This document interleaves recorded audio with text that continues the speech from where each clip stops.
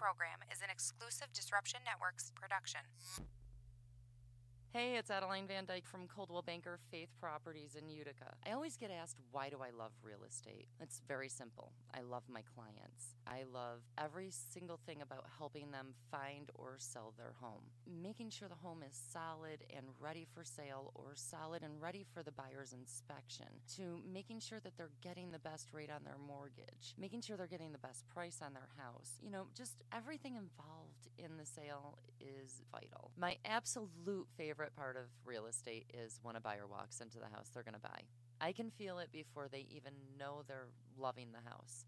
It's just that obvious. So I'd love to experience that feeling with you, so give me a call. Adeline Van Dyke, Coldwell Banker Faith Properties, 315-404-6431, or you can find me on Facebook or visit my website at centralnewyork.com/Adeline. Thank you, and I look forward to welcoming you home. When it's your hard-earned money on the line that you are investing into a home, it makes sense to choose a proven professional to assist you in making one of the biggest investments you may ever make. Josh's dedication of over 20 years to the home construction industry allows him to bring knowledge and experience to your doorstep. That means you can feel confident and comfortable with his service to you. Past clients love his attention to detail and thorough written reports. By allowing Priceless Inspections to help you make a well-informed decision concerning your property, you will find that a quality inspection is priceless. Follow Priceless Inspections on Facebook or call 315-525-8725. Hi, this is attorney Nick Pasalacqua.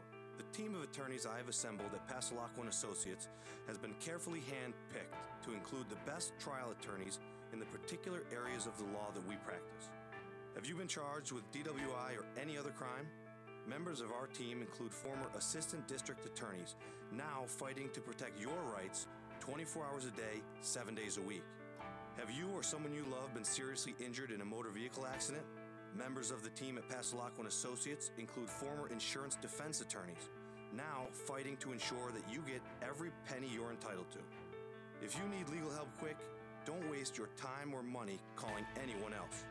Remember, for legal help quick, you better call Nick and the team at Pasalacqua & Associates.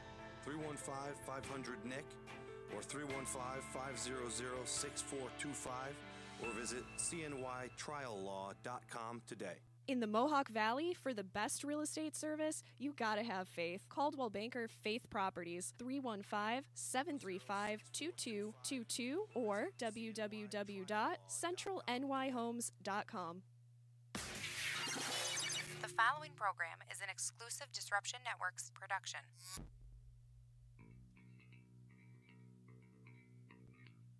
Welcome to the D-Line. Illegal contact! Number 51! Senkutsu out of thrust! To the up back! Orimawatsu roundhouse lunge kick! To the quarterback! Takatami Answer block to the... Shoot, never mind. 15 yards! First down! Live football podcast on the Disruption Network. You just got the feeling that he spelled the a-hole and then got it in the end zone. You find out life's this game of inches. So is football. And now, here's your hosts, Chicken, Caleb, and Sil. But they are who we thought they were, and we let them off the hook. What's up, everybody? Welcome to the D-Line. Evening, sir. I just screwed that up. There we go. It's all right. We're here still. We're all right. I'm still learning how to mute some of these mics over here. We're good. We're good. So we got to get the... What's up? We got Caleb and Sil in the house, and we also got our boy Penta Thomas joining us again. What's up, Penta? There he is. What's going on? There What's he is. going on? Man. Happy to be back. Yeah, definitely. Even though he's a Giants fan, he's happy to be here. Right. Oh. Popping shots already. Yeah, I'll throw the shots out early. That doesn't matter to me. I like the other team in New York, so. Right there, And not the Bills.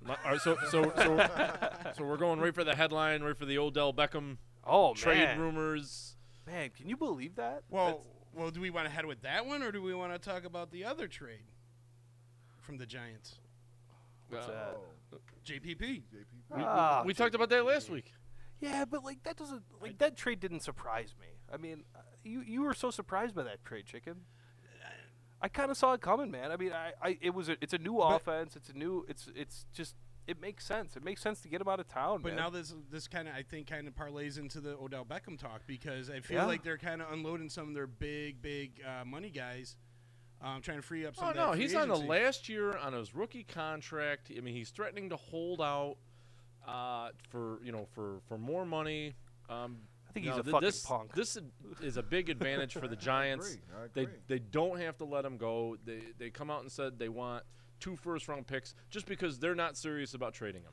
Because you know what? If you have somebody dumb enough to say, "Hey, we'll give you 2 first-round Then picks," you for him, fucking take it. Yeah. fuck, hey, here we go. Back the fucking truck up. Yes. Let's go, baby. Come on. You're right. If you've I got think- somebody dumb enough to do that, I think it's a bluff move. yeah, You know? they have no intention of trading him. I think they are. I think they're going to trade him. If it come across 2 first-round picks, they're gonna take it.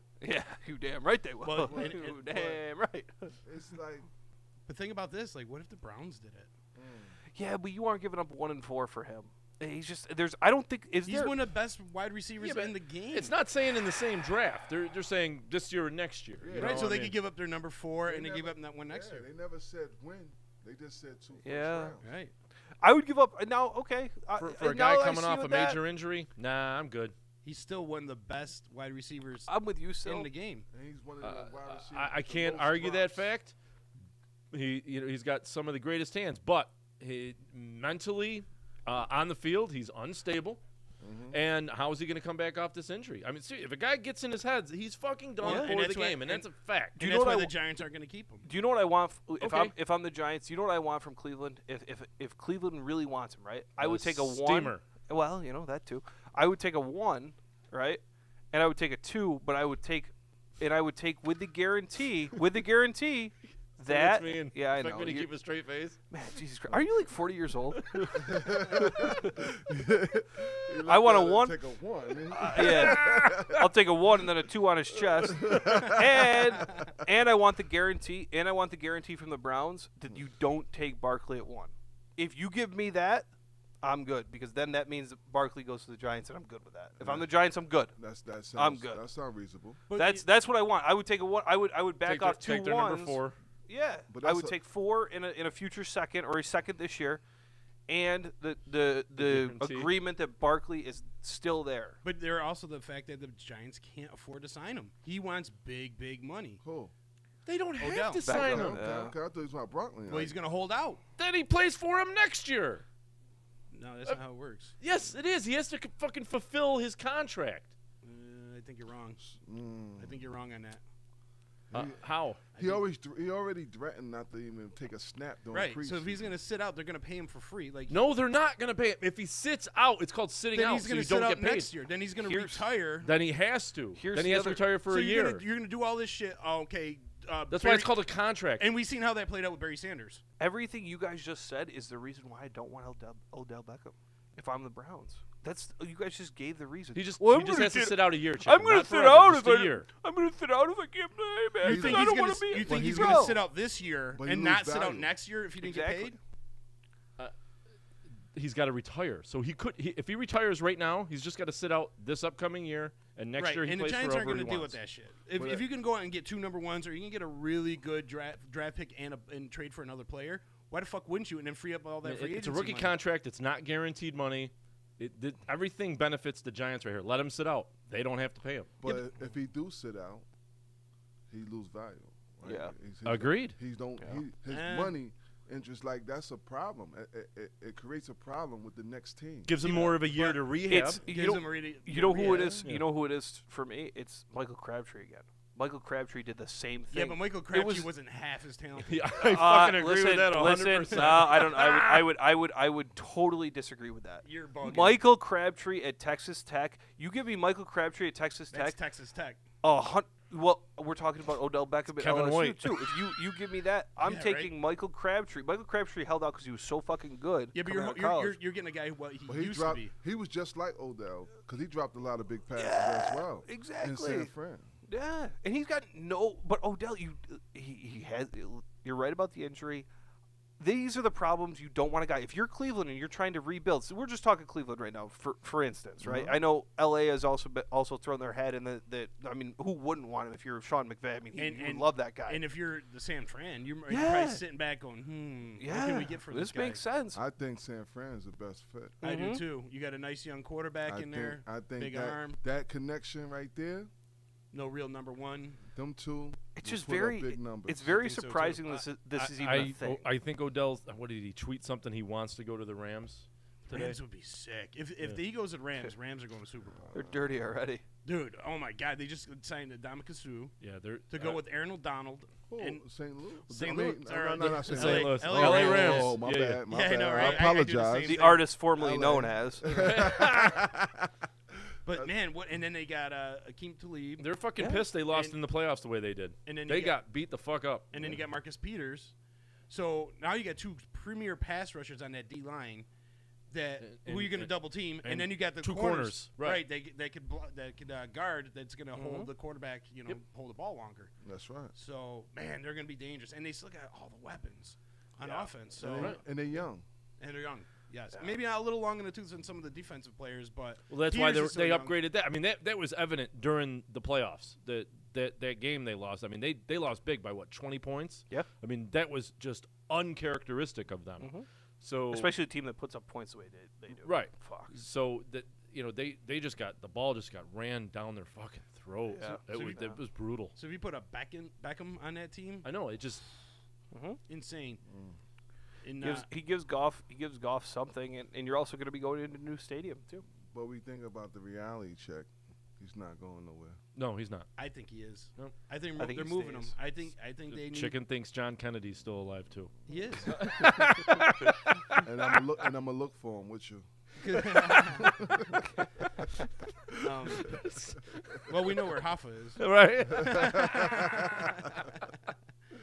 Well, and like the reason why I think they're going to move him is what else do they got right now? I mean, they don't have a lot of room to pay him. Yeah, but man, he's in a rookie contract. And guess what? Guess what's going to happen? It's going to be a cheap ass year for him. Eli's getting older. Basically, what you're saying, Chicken, is go now, get something for him because you personally believe that they won't re-sign him. Right. Okay. Right. They can't afford to re-sign him. I think as a veteran, and they just traded JPP. A veteran would sit out. Well, a young player like that, he's not sitting out a whole year. I think he will. He's that egotistical. I don't think so. What are you gonna do? Go overseas and get high? No, he'll probably go on a boat somewhere and get high. You know, and like. Especially the video coming out too. I mean, let's not forget about the video. And that's where the video just came out too. And that's why I think the Giants are going to try to move him. There is no proof that was a blunt. That was, what are those ivory cigarettes? Well, let's also remember there was a little white powder too on the table. Right. That he was with that girl. And he just got into trouble with the boat. What she had. And the boat party, right? Like, how the hell are you not? I don't care what you got caught on a party in a boat.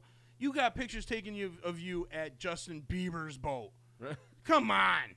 Dude, you should know better than that. Like, now your street cred's all shot. You know what I'm saying? But I think that's one of the reasons why I think they're going to move him is because he's got a lot of off-field problems. They don't want that turmoil in the locker room.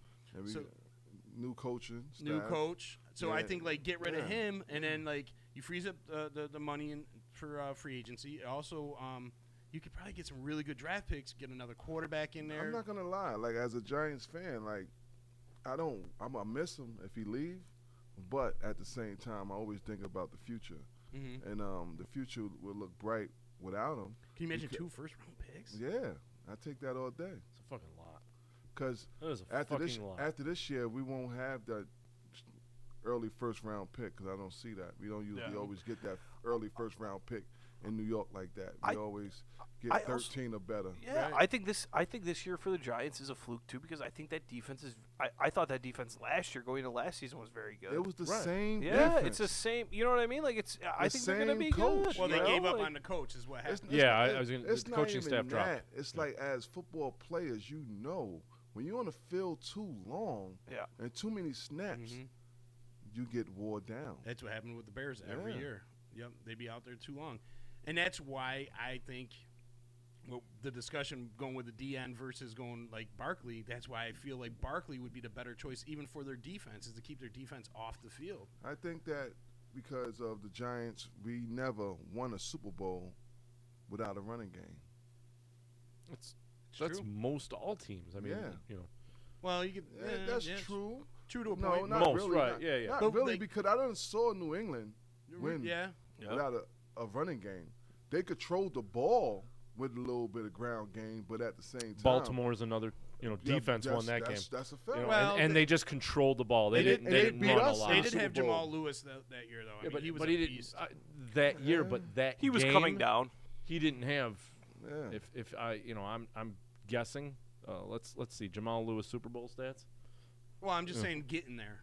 Like you need that. Like you made a great point. Like, because I always say this too when everyone's like, "Oh, Eli, 2-time Super Bowl winner." Like when he got hot, like that one year when they backed in, was because Ahmad Bradshaw started coming on. And dude, that guy was a beast. Like I love the way he played. He played violently. Brandon Jacobs, Ahmad Bradshaw, Lightning that and backfield. They did what they had to do. I was going to say, I don't even think Lewis had 100 yards. 102. Yeah, but he was a pounder too. But you gotta understand that's Giants football, right? Defense and running game, just like the Bears. That's Same it. Thing. And but that's what I'm saying. Like that's why I feel like they could kind of like move away from Odell. I mean, they got Sterling Shepard, they got Ingram, they got some guys, and they can actually go out and get Barkley and control the ball. Yeah. I'm telling you, I say it now, and I'll say it even after we do after the draft show and stuff. Saquon Barkley is the get in this draft. He is the guy to get. Not if you talk to Black. Yeah, I know, but and he knows too. He's a guy. He understands football. But I'm telling you, Saquon Barkley, if you can get this guy, I am going all in on him. I think he's a special guy. Yeah, he's just what he's done at Penn State, the way he's looked at Penn State, even when he was at USC too. I mean, he was a USC transfer and he went to Penn State. And that's why I think the Browns got to take him. But one thing about this draft, everybody's looking at the quarterbacks. Yeah. Yep. It's like he's getting overshadowed, but at the reality, everybody really know who's the number one guy in this draft. Yeah. And you think about, too, if you're going back to the Giants, too, and with this draft, they're in such a great spot at 2. If you think about it, there could be another team, as we've talked about in the past weeks, a la the Buffalo Bills, who want to come up and get their quarterback. And it's looking more and more, every day it's looking more and more like it's going to be 3 quarterbacks, 1, 2, and 3. It's going to be the top those 3. Every day you see new polls come out. You see these new, the shit we read into, the speculation that we always tell people not to read into, but we do. That you have to read into. I think Giants are going Bradley Chubb. Yeah, I think they're going.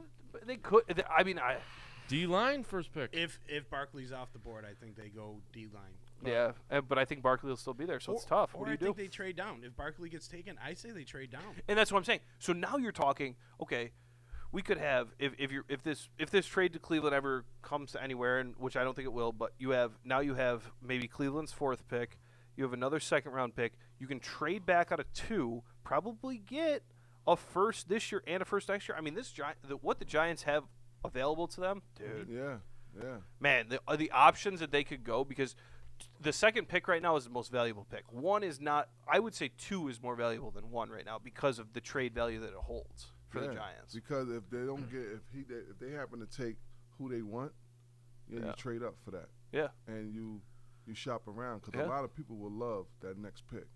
One thing I love is like last year everyone flipped out on Ryan Pace for moving up 1 pick to get Trubisky, and I was like, oh, he gave up too much, but he got all those picks back. Right. He went out and got all, and so everyone's like, he gave up all these. No, he gave up a 3rd round pick to get a 1st round quarterback, to get the 2nd quarterback, the 2nd player in the draft. You know what I mean? And so I had no problem with the move as long as Trubisky worked out, and it looks like he might, and they went and bought in. So if the Giants could pull off something like that, where they can trade down and then maybe trade up to get that player like you're saying that they really want. They can really stockpile some nice picks. It don't even sound right with the Giants getting the 2nd pick. Yeah, it doesn't make sense. Barkley could still be there. I mean, it's almost too much pressure. Browns could go Darnold, and there you go. There's Barkley. They have 2 big needs. So it's like That's what I'm saying. Like maybe the number 2 might be too much pressure. It might be too, because not like now you have to. That guy has to produce. He has to be not only a starter. He has to be a star. We chose you over this other guy we also wanted. Over all these other guys. Yeah. But let's look down the the road of the past, and let's think about Trent Richardson. Trent Richardson was the second coming of Jesus Christ, I thought. Yeah, exactly. And Cleveland went up and got him real high. And was that the Johnny Manziel year too? Didn't work so well. See, I didn't pay enough attention to Cleveland that year.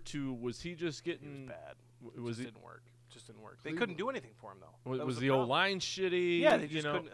They couldn't give him anything, and then Trent Richardson got traded halfway through, halfway through the second season to Indianapolis. I know they gave up on him way too early, way too quick. But then again, he didn't pan out. He didn't pan out there either. So Cleveland, I guess, at least got something for their fuck up. Yeah.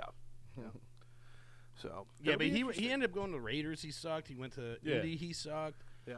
But the guy was such a big dude. Yep. I think he's one of the people you can chalk up to a lack of confidence. I mean, if you I just read an article on him. I think not believing in you, then see ya.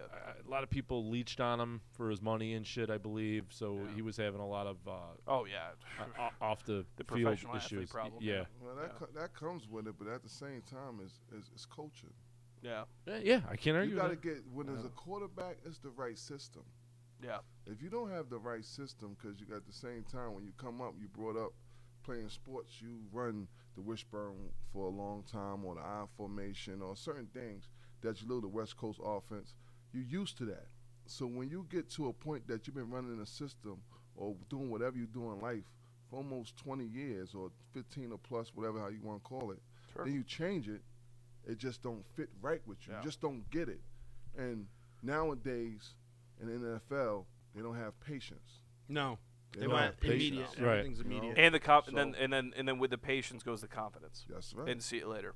And then you're fucked. Because you're under a lot of pressure nowadays. Your home life. Yeah.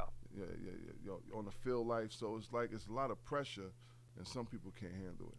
Well, and going on to that point too. I mean, like I've said it on the show before too. I mean, you wouldn't believe the amount of guys that I mean. We'll put it in a small realm of things here. Think about if I signed a pro contract, right? You guys would be like, oh, we did a show together. Let me get like $10,000. Then you got another guy asking for $10,000. Then you got this guy asking. That happens is where you would be like, no, that doesn't happen. But like, that's like from what I'm reading, it happens all the time. And I'm just like, those guys, where do these people get off? Yeah. It's just like, just because I know you, I should expect money from you. I'm telling you, one of the best documentaries I've ever watched was the 30 for 30 Broke. That ESPN did, and they brought in. It was basically just a lot of NFL players, a lot of guys who went through their career and quite literally had their family and friends, their close family and friends, preying on them for their money. That's right. And then when that happens, so now, as Penta said, you've got a scheme that doesn't work for you. All right, that you don't know. You're trying to learn a whole nother offense or defense, depending on what you play. You've got people pressure at work. Yeah. Then you got pressure at home because if people are asking you for, hey, can I borrow $10,000? I'm never going to pay you back, but can I borrow $10,000? And then you've got everything else. Then you've got to go out and practice every day. Then you got your side chick. Yeah, exactly. You got your side chick. Yeah, exactly. And she's giving you shit because she wants you to leave your girl. Yeah. And that bitch wants $10,000 too. Well, and don't forget that they got a whole group of friends that feel like they're entitled to something, a piece of it, which we seen with Ray Lewis. Look how Ray Lewis's friends got him into trouble. The people he knew and shit like that. And the great cigar, he got himself out of it. Right. You know what I mean? Exactly, and changed his life around. And on the other side, I've read stories of guys who family come up to him and they're like, "No, no, you're not getting any of my money, no." And then their family gets pissed and they don't talk to him anymore. But they still have fucking money after their career's done. That's right. Mm-hmm. So and you know what really surprised me was when it came out that Marshawn Lynch kept every penny of his $50 million contract, and he only lived off of his endorsements. Because when you look at Marshawn Lynch, he doesn't look like the smartest apple. You know what I mean? He looks. I love smart apples. Not that he's like I feel like he's a dumb guy, but I feel like he's just. wasn't the guy that I would think that like save his money that way. And whoever his people are really smart and really good with him. But, you know what I mean? But at the same time, I'm going to cut you off, but at the same time, we not rich, but we're surviving. You understand? So you don't have to spend all that money to survive. Right. So he found the formula how to, make sure his future is secure. Yeah. You know, because he understands that he's not going to be able to use that body for his whole life. Especially the way he runs. Yes. You know, the violent way he runs. And but I thought that was great that like I mean, he was one of those guys that I would think like, go out there and spend his money frivolously, but you know what? He probably spent a lot of time broke, poor growing up, and then like he's like, I'm keeping my shit. You know what I mean? And like, but you know what I thought also was great with him was how he like got the whole world's attention by not talking to the media. And like everyone thought maybe he was shy or whatever, and then he's on Conan O'Brien. He's doing this all this stuff. Yeah, that fucking video game, dude, he is skit great. was hilarious. He is great in there. That made me really like. I loved him as a player, but like watching those made me love him as a person. Yeah, and but I wish a lot more players would take a little note out of his book and do that and like save that money and put it aside. Well, to that same point too. I mean, a friend of mine, and not much of a friend, but I played baseball with him, and I have his number or whatever, but it means nothing at this point. We went out a few times, a couple movies. So his name, Riley Dixon, the punter for the Broncos. Okay, he's from Camden. All right, I don't know if you guys know that or not. Oh, did not know. Yeah, so he went to Camden. Him and I played baseball growing up together, and he went to he ended up going to Syracuse and was the punter at Syracuse. Okay, got drafted, and I mean, I saw him.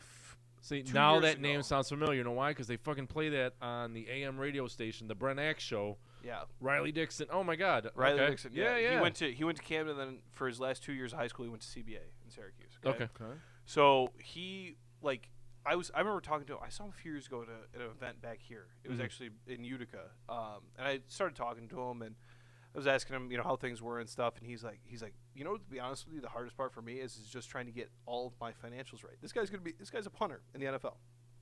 Now, the life expectancy on a kicker and a punter in the NFL is, unless you're Vinatieri, then it's 45. If you're a middle of the road guy, and Riley's had a good career because he's kicking in Denver, so I mean that helps him out. But you have to remember, like, that's another guy. I mean, you think about you work a career for 30 to 40 years, right? In your career, and you make a good salary, you put stuff away, maybe you have children, and you're putting that money away. You've got to think about how much it's going to take you to retire. When your retirement age is bumped up to 35, 40, yeah, you can go into coaching, and a lot of guys do go into coaching. Like, I'm sure he will go into coaching, but you've got to remember, if worse comes to worse, you've got to when the day comes and they say this is it, and the writing's on the wall, and they pull you off that field, then you've got to remember, okay, I've got to be set up for the rest of my life. Or, not everybody in the NFL is making and look at $15 million a year. A guy like Zach Miller. You know what I mean? Went out and catch a pass, which they now call it a pass. But anyway. Still wasn't a catch. Yeah, it was a catch. And now he could have lost his leg. But that's, and now he's out of the league. Never and now, know. Exactly. You can't count on that next paycheck. You're put at a retirement age. It's a lot less than the normal person. And that's why it really pisses me off when people are like, oh, these privileged athletes, these $1 million guys, blah, blah, blah, blah. And it's like, you know what? They got a window of time that, like, and can be taken like that. Look at the guy from the Pittsburgh. That's why they should stay in school to get a degree so they have a career afterwards. Well, but that's but you're very right, Sil, and I agree with that. But that's a very, very hard life. I would think personally. I don't know. It's tough as to shit. Adapt back into. Right. Like, okay, my NFL career is over, where we would spend half the year on the road, hotel living at my nice house, boozing, doing whatever we wanted, and now here we are. Now I've got to go to my 9-to-5-er. That's Charles tough. Tillman retired 2 years ago. FBI agent now. Yeah. That's insane. Is he good really? Yeah. He just missed the cutoff. FBI agent. Yeah. He went to Quantico and everything? Yeah. He's fucking... He's Charles, if you're out there, buddy. He's a living Johnny Utah. On the next fucking X-Files is what he is. Good for him, man. I did not know that. He's the new Johnny Utah from, what was that movie? Oh, man, I don't know what the fuck you're talking about. Johnny Utah. Great, that sounds familiar. Johnny Utah from that movie. Oh, crap. What was it called? Yeah, that one. Replacements? No. Where they robbed the banks with the masks on. Point Break? Point Break, yes. Oh, every movie? Oh, my God. But also he was... Ocean's 11. Oh, by the way, Kip Miller says Bears suck. Kip, you're a Bears fan. Fuck you. A lot of love from Kip today. Good on him. But yeah, I mean, it's you never know when that, like you said with Zach Miller, you never know when it's going to come to an end. I mean, a lot of the guys have insurance policies on their career and stuff like that, but at the same time, dude, you never know. And right. I mean, look at like what. It's hard to hang it up for a lot of people. Peyton Manning, went and got invested with Papa John's. And not anymore. Yeah. He sold off all his. And he's ching. Yeah. Do you know that? Who's the fucking guy on CBS's pregame wide receiver? Collinsworth? No, black dude. Keyshawn Johnson. Keyshawn Johnson owns almost every Panera Bread on the West Coast. Really? Yeah. Wow. Yeah. That was his investment. He took all of his money he made in his career and put it into that. Right, and that's another thing as a rookie player. You got a lot of people coming up to you with investments, and are they shitty? You got to look into them, and it's a lot of fucking pressure. And you don't have How time. the fuck did we get off from fucking Odell Beckham to? Because of off the field. The shit, rookie right? symposium. Off the field shit. Yeah. I mean, you never. When you think about off the field, it's just as important as on the field, and a lot of people don't realize that. And that's where I think is the reason the Giants are going to deal Odell. On the field, he's amazing. On the field, he is amazing. He's one of the best wide receivers in the game right now. But off the field, focus on him. Off the field, and they know how to get in his head. I mean, Norman kind of showed the light that if you get into his brain, he's going to do something stupid, and you could take him out of his game. And another trade this week that happened too. I don't know if you guys noticed it or not, but Sua Cravens, who was the safety for the Redskins, who's highly touted out of college, very highly touted, very good player. He was traded this week to the Broncos for the same reasons we're talking about right now, because he had problems. He couldn't stay away from weed. He couldn't stay away from the clubs, and I mean. That's right. Here nor there. We won't hold that against him. We won't hold that against him. I think I remember Denver knew what they were getting into when they made the deal, because he may face suspension. He might face suspension. Right. He's been on and off the field for suspensions the last 2 years. So it's a change. Sometimes a change of scenery is what you need. Sometimes getting away from the people that you've been around. So let's go to the fucking state where weed is legal. That's what I'm saying. Well, you really think that somebody's not going to take Odell? Do you think he introduced that trade? Somebody's going to take Odell, man. Yeah, I think. If I was an owner of a team right now, I would find a way to get him the cheapest I can get him. Yeah. Because I on would the too. field, he's amazing. Don't get it twisted. He done dropped some big passes in crunch time, a lot. He had the most drops, I think, almost 2 years ago. Yeah. He was up in the top 5.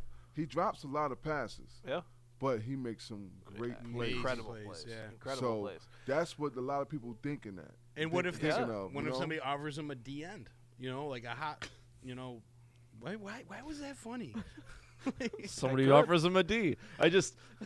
Oh. I thought he was talking about D-line. He said, "Oh man." They just traded off JPP. What if somebody offers him And I think that's where Sill comes in with that second overall pick. But I mean, like you said, if they offer him somebody good enough, then maybe it makes sense. Right. So we always had a good pass rusher. Yeah. So that's one thing about the Giants too. Giants is known for certain things, and we gotta fill them spots. And that's why I'm saying I think that's why I think they could trade down, because you could get a good pass rusher later in the draft. Mm-hmm. Here's this is gonna get into. I didn't want to do it, but we're working that way now. The list for today is 10 teams that need to ace the draft. And, I disagreed with some of them, and one of them, and here's why. The Giants only have $6 million in cap space. So they need, and they got a lot of holes. Sweetheart. Thanks, gay robot. And they got a lot of holes to fill. So Oh, I just pooped a little. So trading down and getting more picks might be the smarter thing to do. Yeah. More cost effective. Yes. So. Yeah, but the Giants have phenomenal fourth quarter numbers. It never gets old. It fucking never does. Oh man. We could recircle that for the next 13 years, and I will still giggle a little bit. We're not gonna What's the score, fuckers? You're not gonna talk about Big Blue like that. No, that makes sense. I mean, move back. Right, because you could pick up some good quality, defensive players later in the draft. Unless somebody really is popping off the board for you, I would consider trading. That's the thing. There could be two. Hopefully only one, so they don't fucking go, oh, shit, what do we do? Right, but if you make a trade with where are the Jets at? 3. Jets aren't moving. Oh, they're not moving. What about the Bills? The Bills are at 12. They moved up to 12 with that Cordy Glenn trade. So 12, we picked up Leonard Floyd at 12 and 21. 12 and 21 might do it. 12 and 21 gets you to 2 probably. Right. I mean, we picked up Leonard Floyd at 12. Well, I think that's it's going to be very fucking possible. 12 and 21 gets you 2 and gets you your quarterback. If Darnold's your guy, you're not trading within your division or your conference, so that's very possible. Because everyone, it seems kind of the way this is going to shake out. It's going to be Allen 1, Darnold, and then Rosen. That's what everybody kind of likes. Everybody's really kind of blowing their load on Allen right now. So, I mean, if you're sitting there at 2 and Darnold's your guy and you really like Darnold and you're the Buffalo Bills and you want your franchise quarterback, he's right there for you. It's just going to take those 2 picks and probably another one. But you have to remember, the longer you wait and the closer you get to the draft, the more it's going to cost you. You need to make that trade early if you're them. If they trade him, it's going to release about $8.5 million. Yeah. So they really backloaded this deal, but he wants, starting wide receiver money, that? which is Odell? Odell, which is like 15, isn't it? No, it's about there, yeah. So that's what he's hoping to get. Yeah, I mean, I could see it. He want to be the highest paid player in the NFL. The highest paid player, and I don't think they have the budget. But he's not. No, they can't do it. You know what I mean? No. He's not the highest paid player in the NFL. He should. He should. He wants to be, but he's not. Who is right now? Isn't it the Lions? I think it's Garoppolo. Stafford? No, I think he got it's passed. Garoppolo. I think it might be Garoppolo. That's what I'm saying. Like, you got a guy who's proven. Oh, yeah, he got a big contract. If anybody, Beckham deserves it more than Garoppolo. Yeah, but he doesn't deserve quarterback money. Yeah, he might, because he makes the quarterback look good, because Eli kind of sucks. All right, well, okay. Well, let's compare wide receivers, okay? He drops the ball a lot, though. That's my main concern about him. Like, he do drop the ball a lot, and a lot of big games. Because I almost feel like with him, he's trying. Okay, is he as good as Antonio Brown? Yes. Yes, absolutely. Yes. Absolutely. Odell, yes, if he's at the top of his game and he cuts the shit, maybe. After that, Mike Evans, Julio Jones. Hopkins, Julio Jones is like 8. But it's also like what player do you want? You know what I'm saying? Like, you could compare him to I'm okay comparing Odell and Antonio Brown together, but I'm not comfortable comparing like Odell, Beckham, and Julio because they're 2 different players. I'll give you that. You know what I'm saying? Julio's a bigger, stronger, more over the middle type of guy. They got a different game. Different type of route running. Exactly. I mean, Julio's more of that fucking run and gun, beat you. Yeah. He's tall. He's more of a stretch wide receiver as far as like good way to he put could it. do goal line. He's a goal line wide receiver. He do it all. You give him the fade. He do it all. Odell, you just can't throw him the fade like that on any cornerback on goal line.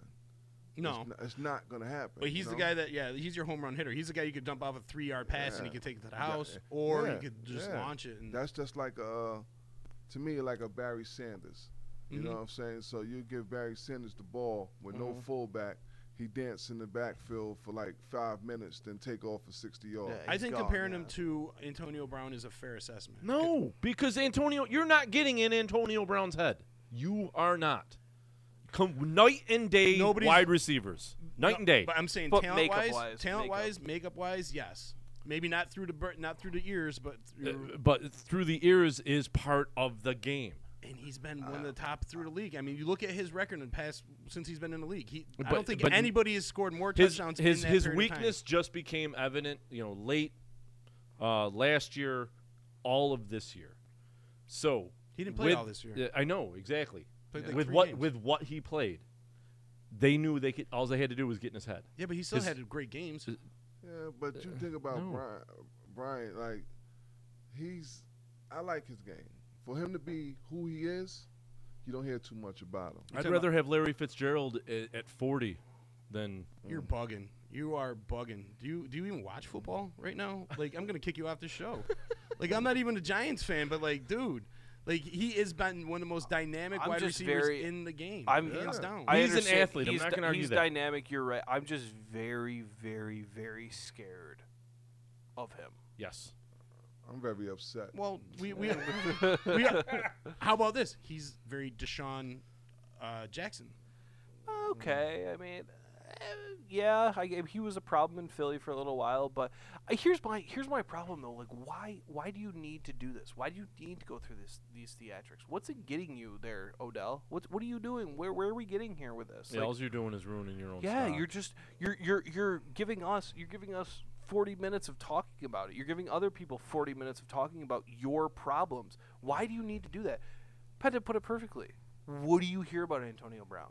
You don't. Right. You heard about that one locker room incident with the video, with the Snapchat or whatever it was that he had a few years ago. Well, he did have an incident this year though too. That he was flipping out in the locker room, talking about not getting the ball enough. Yeah. He had some issues this year. Was and that Bryant? But that comes with that type of wide receiver. You understand? I mean, AB had a little bit issue this. But everything but is kind of everything is kind of. But even with that, like I'm going to be honest with you, I didn't even know about that. Okay, so for me with him, everything is kind of just like, okay, it gets smoothed over. He knows how to handle himself. I don't need this guy, especially if I'm rebuilding in a place like Cleveland or I've got a winning product in a place like LA. I really have to sit down, and I'm not saying I wouldn't do it. I'm just saying I've really got to sit down and think about the fact of, does this make sense for us? Well, he also got paid. AB got paid. So could I say something? Yeah. If both of them was on the market for 2 first-round picks, who would get took first? Probably Brown. I don't know. That's tough because I mean they're equal as far as production. I understand, but what they bring to the table. See, I also think he has a better quarterback. A lot of people Pittsburgh. don't. A lot of people don't want a circus coming with them. True. Yeah. You know, that is true. A lot of people see Odell like attention. Mm-hmm. You know, and people that like attention cause a lot of problems. Look at Sheldon Richardson. You know what I mean? I mean, he got a 1-year deal. Or T.O. Because of his problems. Because of the problems he caused in New York. He got a 1-year contract, you know? So it's those type of guys that it's very tough in this, and especially in this day and age of the NFL too, in the distractions and stuff like that. And that's why I think the Giants are going to try moving on. Yeah. And that's why I really think that they're going to want to separate themselves and get something for it. Because nowadays, now's the time. When we was coming up, they loved the game. Now it's about the money. Mm-hmm. You know, if everybody played the game and loved the game the way they supposed to, you would get what you want because it's out there. See, back then it wasn't out there like that, and people loved the game. They just got what they got, and they kept it moving, and they made it happen otherwise. Mm-hmm. And you look at some of like the best quarterbacks in the league. I mean, you look at the list of the top paid players. I mean, it's like Garoppolo, it's Matthew Stafford, it's Derek Carr. Some of these guys that like. Yeah, there's some promise there, but like, you're not talking about Brady and Drew Brees and Aaron Rodgers, the guys that like demand that kind of money. Like right now, Bell is trying to fight to get good money. Like, like who do you give money to now? Like Bell is a running back and a wide receiver. Mm-hmm. Like, would you pay Bell more money than you would pay Odell? Yeah, he bring a lot to the table. Yes, I would. Right. So now like he bring a lot to the table. Now Bell's like, yo, I play 2 positions really. And that's what he's trying to fight for. And he got his own unique style that he brings to the table. Yeah. And it's like, I don't see him being controlled for the next 4 years. The only thing I see the Giants that Odell does for the Giants, like why they would keep him, is they don't have anybody else to put the butts in the seats. Odell right now is the guy that brings the butts into the seats. Yeah, I mean, I would have shit on Manning. No, I would agree. Are you going to see Manning playing? No. He doesn't excite anybody. I would agree. I would agree with that, but I think the NFL in the whole putting people in the seats argument is a little bit different because it's not as frequent. Like you could see a bad product, for instance. Everyone be okay. All right, I'm gonna say this right. Baseball was opening day today. Okay. Hot lunch. Yeah. And at Marlins Park, there was barely anyone there because they're putting on a bad product, and it's a product that you can see almost every day for the next half year. Oh my God! Football, it's every Sunday. So if you're a Giants fan, like here's where I'm at. Like, me as a Jets fan, right? I'm not going to say oh, if man, the Jets are bad. Wow. If you go back to like when Brandon Marshall was there, if Brandon Marshall's not on the field, I'm not going to be like, I'm not going to the game. I'm still going to see them play. Speaking of Brandon Marshall, is he coming back? Yes, he got another year a contract. Did he really? He signed it for 2 years. He was. Yeah, I knew that, but I didn't know if he was actually going to come back or not and fulfill that. I thought maybe he'd just go right into the booth. Tell you the truth, it's been over. Ryan, a lot of stuff that's going on in New York.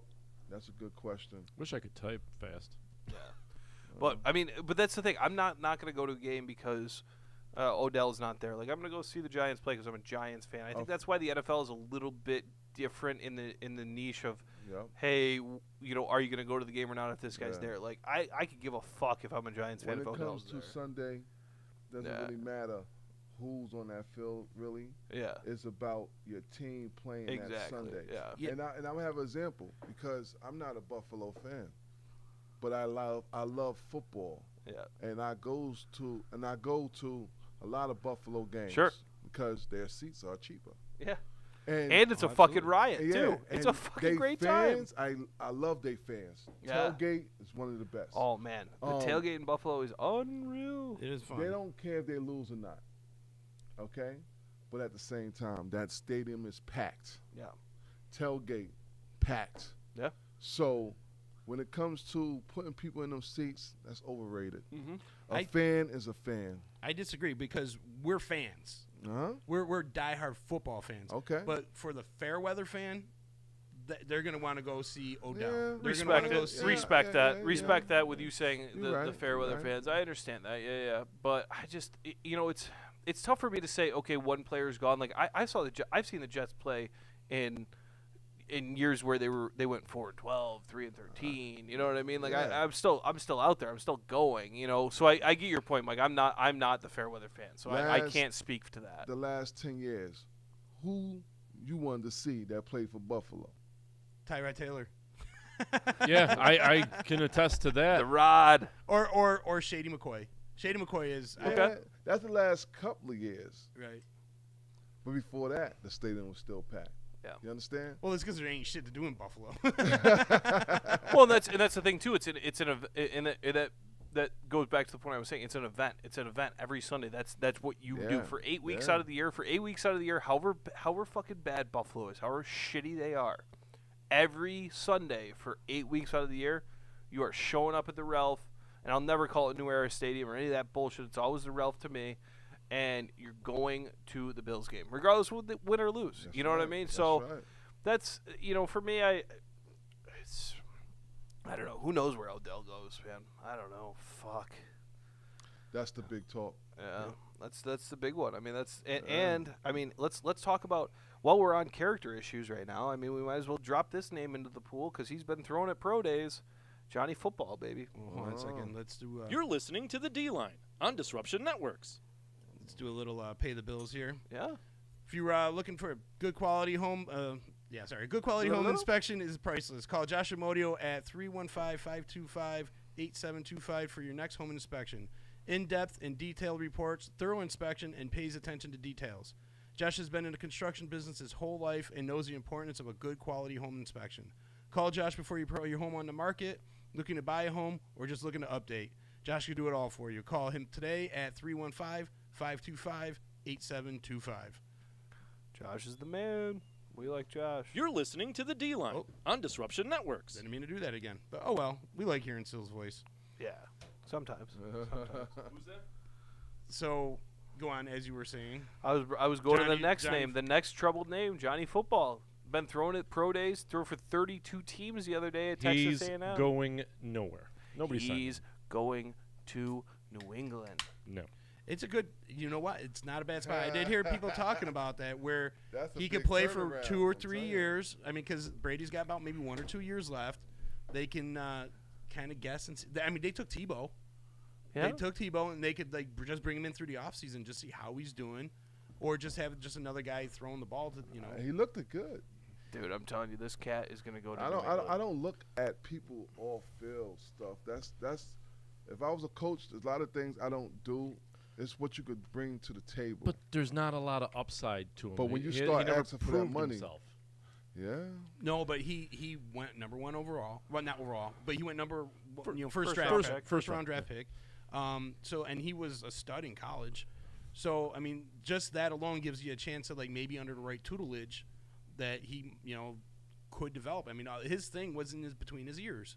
He went off in a little ape shit, and he went a little crazy. He did. He literally went crazy. It's entourage, man. Like when some people again don't know how to manage and handle money. You know what the other thing? Fame. You know what the other thing is too, Penta? I think with Johnny Manziel is Johnny Manziel came from oil money, and I think his problem is that football didn't for like me with baseball and even you with football and stuff. That's our passion. That's what we want to do. You know what I'm saying? That's what.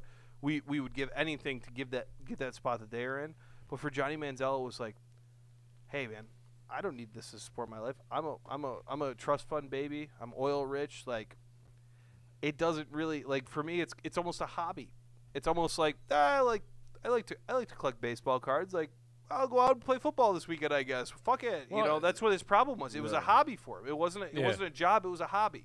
And the big hot topic now is why isn't Kaepernick getting the same opportunity? Well, he's got to put himself out there. He's got to set up the appointment. I mean, the pro days, exactly. Manziel went out and got himself an appointment there, basically. So Cap's got to do the same thing. Honestly, if out of the two, I'd rather have Kaepernick. I really would. He's an athletic quarterback. Bigger, stronger arm. Yep. Bigger and stronger arm. It was a lot of distraction, but at the same time, when his head on straight, he brings more to the table. He does, and he went to a Super Bowl too. So you can't take that away. And safety Eric Reed is getting the same snubbing now, which is I find weird because he didn't make it as announced as Kaepernick. Mm-hmm. He's another one who should have a job. It's really weird. I mean, that explains why safety numbers are down. Sure. Yeah, but see, everyone's going by like what Kaepernick did when he went to the Super Bowl. If you guys remember when he started last year, his decline. He was backing up Blaine Gabbert. Yeah. Right. But when he was in, he was already backing up Blaine. We were backing up. I can't argue. He lost the starting job. He did. We were just comparing him to Johnny Football. Well, compared to John Manziel, Kaepernick's a better quarterback. I disagree. I think. You just went some. Kaepernick has never really impressed me. He's a great athlete. I think he would be better off like if he moved to like wide receiver. I mean, he'd be a stud wide receiver with his length and his speed. I think he would be, and his strength. I mean, the guy's built like a wide receiver. But with Johnny Football, I hate calling him that too. I think he's a douche too. But I think he has a better chance of getting on a team only because of people like a success story. People like that. They like to see the guy come that like was down in the ground and move up. Yeah, no, I'd rather see Kaepernick do that. Kaepernick had the same story. But exactly. I'd rather see Kaepernick. Kaepernick wasn't. I don't want to see an overprivileged white dude get a second shot at being overprivileged. But the problem with Kaepernick is he was like again. I hate getting on this subject because he wasn't good enough to take that stance that he did. He was a backup quarterback. He was backing up to Blaine Gabbert. You know what I mean? So, and now you got this whole crap that's going on right now. And as an owner on a team, you got to think about putting the butts in the seats, and it's gonna divide. You're gonna divide your fan base. I know. So money and cost wise, I think going with somebody like Johnny Manziel is less of a crush on your fan base. It is a less of a detriment. This is a business, but he is not worth the crap. Well, let me tell you how I feel, all right? Because you're right, but it's like they would put fans in the seat because somebody in the NFL took a stand and would change, and had a heart. Because you got to understand when Mike Vick came. Oh, there we go. We're back. When Mike Vick came back, they used to protest about that dog situation. Mm-hmm. As they should have. But at the same time, they still filled them seats with Mike Vick and Philly. It could happen. See, we guys got to have understanding of change and opening and giving somebody a second chance because we all How come Ray Rice didn't get one though? I don't know, and I don't understand why nobody ain't pick him up. That blows my mind either. Why didn't he? He served his 1-year suspension. I would have picked if I was the Giants owner. I would have picked him up. Right, but Greg, what the hell is that guy's name? He played for the Cowboys. He was from the Carolina Panthers. Greg Hardy. He got chance after chance. Right, and he did even worse shit. He was just atrocity after atrocity with that guy. So. Maybe NFL teams he was the last straw. Maybe they're like, that's it. If you commit a certain, stance or crime against, while you're in the league, then there's the collusion. And it comes with your management team and stuff like that. People that's promoting you. See, I think if they didn't go hard trying to get him back. And mind you, I went on record saying I have no problem with what Colin Kaepernick did. I don't either. I understand the stance. I do in the fact that the message got misconstrued. Yes. And it wasn't effective in the fact that it didn't stand for what he was trying to stand for. And he didn't have a plan of what he wanted done. You know what I mean? He's like, I just want an impression. Well, okay, articulate what exactly you're going to do to fix the problem. Just complaining about it is one thing. To actually have an action plan and do something, that's a whole other thing. And I just felt like he wasn't the right person to front that. Yeah. And because you did it and you took that stance and you made yourself that lightning rod, you kind of got to understand you're going to pay the consequences. And being blacklisted is kind of part of that. And it sucks and it's stupid, but you were a backup quarterback to Blaine fucking Gabbert. You know what I mean? You want he keep going to that. You know what I'm saying? He does. Because Blaine Gabbert fucking that's all sucks. he's got, and it's fuck, he's right. And if you look, are you serious? And when he played against the Bears, who were 3-13 at that year, 2 years ago, right? He had the worst quarterback rating ever for a quarterback in history. But in his rookie year, he destroyed the Bears. But that's also because we didn't. And was that when he got fined for using racial slurs? Is it? I don't know. Yeah, I can't remember. When he yelled things to Lamar Houston. I think that the reason why they stood with him that long because of the situation, because I think that they really wanted to go back to Kaepernick, but it was like they were sketchy of what people see. That's one thing about this world. They worry about what the next person think and say. Mm-hmm. Right. So by what he was doing, I really think that they didn't really think – I didn't think he's supposed to be on that bench that long. Because if he wouldn't have did what he did, he would have been got that spot back. I was going to say, yeah, a guy gets knocked down, he's got one choice. Either just fucking stay there and eke your way out or fight for it and take it back. So when you get knocked down, you get up again? I gotta give a That's little. Awesome. I gotta give a little out to Bubba Lake checking in here. So Johnny Football made himself a train wreck, and you're absolutely self-made. right. He's a self-made train wreck. He's absolutely right. So. But I think with that, I think there are two different ends of the spectrum, though. I think Johnny Manziel he fucked himself up, and the road to recovery. I mean, if he gets under the right tutelage and actually gets his shit straight, he could become that great player. I don't think he got his shit straight. I think that if he go under the right staff and people that cares about him more like as they care about the game, he will be all right. You're right. I agree. You know what though, Johnny Manziel with him? And I hate Johnny Manziel, just to throw it out So there. do I, but at some point, you know what Johnny might need? Some legal help. So you know who he should call? Attorney Nick Pezlakwa and team at Nick Pezlakwa and Associates at 315-500-NICK. All right. So Johnny Manziel, if you're out there, call Nick. He'll help you out, get you out of the bind. All right. All right. So I might have just wiped you out there. Yeah, you just took my fucking read. Zing! I'm about to use that number. It's very easy. 500. You got a card right there in front of you. 500 Nick. 500 Nick right there. All right. Sorry, so I had to go there though. My bad. Man, I'm still. I guess I'll take Cap over Manziel, but I don't know. I will too. I mean, I think they're both talented. I think they're both talented enough to play at least backup in the league. But I think the offense that they ran in San Fran really catered to him, and then Harbaugh. Harbaugh's offense. I mean, Harbaugh's college offense. I mean, really. And it goes back to what I said. about the staff and coaching. Yeah. It goes to that. It depends. And where do you we go. see? I could see his numbers dropped off majorly when they switched coaches. To be honest with you, I could also see this coming off season. Not once we get through this season and next season, I'm looking real far ahead. But I think Harbaugh could be out there as a potential head coaching candidate in the NFL because I think Michigan is done with it. He's done a terrible job. He hasn't won any big games. Yeah, he's been fucking brutal. Yeah. So he always starts off decent and then peters out. And I could see him jumping back. So did you say his Peters out?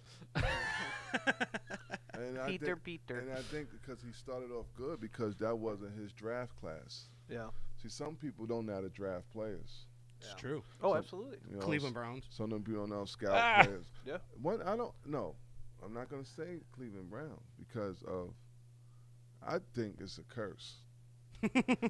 Very well could be, man. I mean, look at the Cleveland Browns were a better team than their records showed last year. I really feel that Cleveland played hard. They just couldn't finish. I don't think they're that far off. Do you know going into this offseason, I'm going to be honest with you guys, going into this offseason, if you had said you could have we'll give you a team. You can have the Cleveland Browns or you can have the Arizona Cardinals. I would have taken Cleveland. Yes. Yeah. And I'm talking before Tyrod. I'm talking back to Deshaun Kaiser's still my quarterback. Right.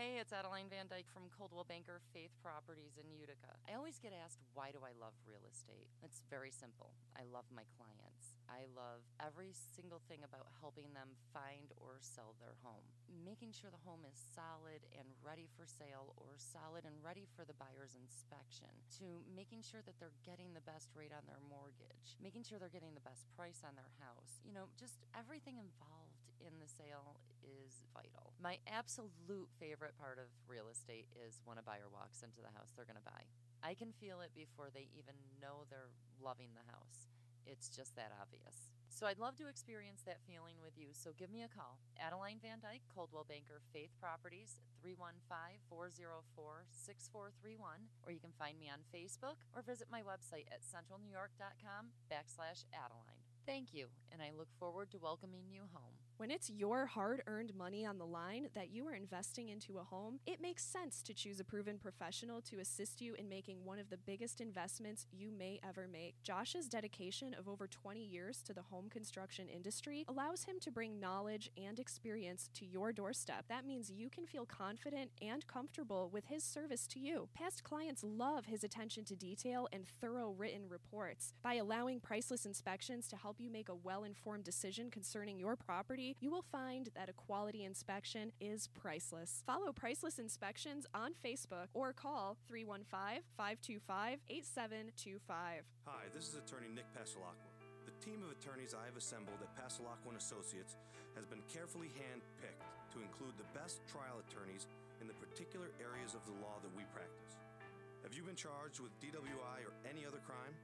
Members of our team include former assistant district attorneys, now fighting to protect your rights 24 hours a day, 7 days a week. Have you or someone you love been seriously injured in a motor vehicle accident? Members of the team at Pasalacqua & Associates include former insurance defense attorneys, now fighting to ensure that you get every penny you're entitled to. If you need legal help quick, don't waste your time or money calling anyone else. Remember, for legal help quick, you better call Nick and the team at Pasalacqua & Associates. 315-500-NICK or 315-500-6425 or visit cnytriallaw.com today. In the Mohawk Valley, for the best real estate service, you gotta have faith. Coldwell Banker Faith Properties, 315-735-2222 or www.centralnyhomes.com. All right, listen up, everybody. This is former Governor of California, Arnold Schwarzenegger. You're listening to the D-Line, only on Disruption Networks. That's the D. Do it now. Rah, rah.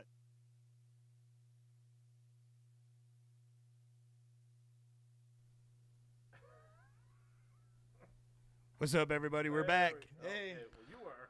You're back. I'm back. Not me. Oh, fuck you, so. Todd's moving the mic. Wow, I sound like I'm. Yeah, you're an echo. Yeah, here we are.